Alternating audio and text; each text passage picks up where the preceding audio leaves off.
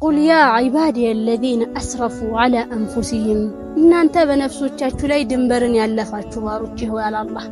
ወንጀላችሁ ልክ እንደ ባህር አረፋ ይበዛ ደግሞ በመውደቅ ደጋግሞ በመሳሳት በነፍሶቻችሁ ላይ ድንበርን ያለፋችሁ ባሮቼ ሆይ لا تقنطوا من رحمة الله ከአላህ እዝነት ተስፋ እንዳትቆርጡ አላህ ወንጀላችሁን በሙሉ ይምራልና ከአላህ እዝነት ተስፋ እንዳትቆርጡ